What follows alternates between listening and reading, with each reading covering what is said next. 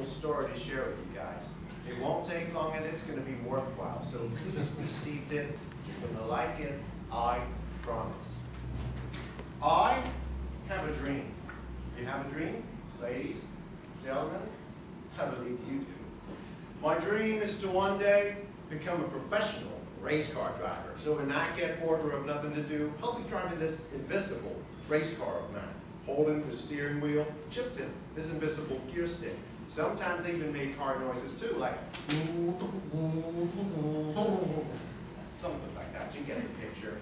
Now, funny as it may sound, that is the work of my own imagination. I form images, sounds, vibrations, all that stuff up in my own head without having to experience it firsthand, of course. And that, ladies and gentlemen, is imagination.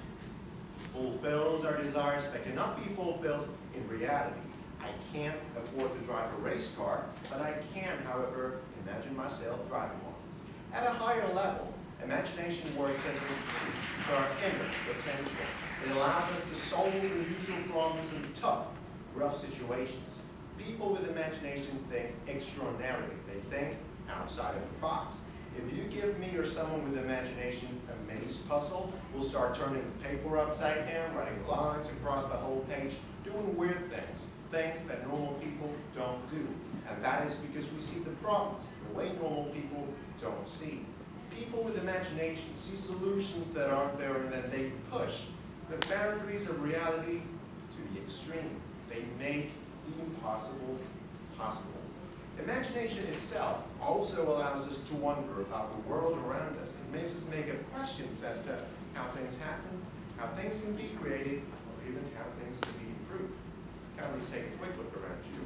The chairs, the chandeliers, or even this guy's cell phone. Everything is the work of someone's imagination one way or another.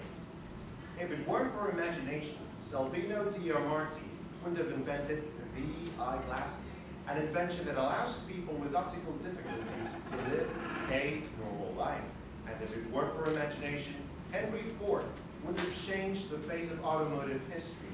He didn't invent cars, but he had this picture in his mind of everybody being able to own a car.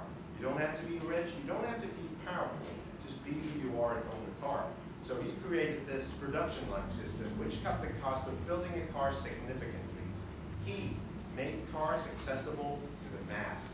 People called guys like him crazy, but trust me on this, it wasn't craziness, it was sheer imagination at its best.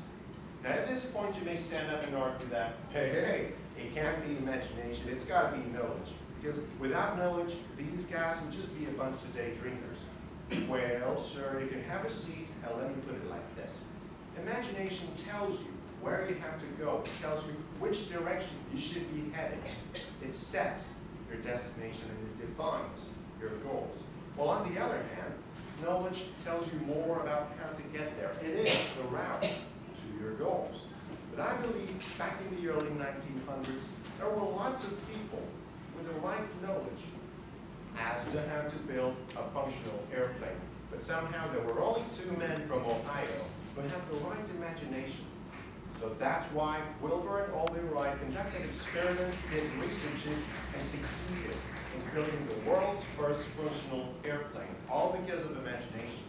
You see, if you only have imagination, you will strive for the right body of knowledge in order to get the job done. You will search for the right materials to build your path to your destination.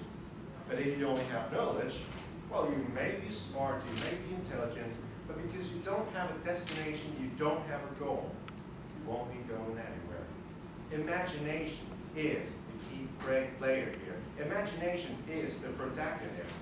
Knowledge is just like imagination's sidekick. Knowledge is Watson, while imagination is Sherlock Holmes himself. Knowledge, you say, is important. Well, I agree, but it wouldn't have been there in the first place without imagination. Therefore, with everything being said, I declare imagination, by all means, is more important than knowledge. Thank you very much for listening. Thank you very much for being here.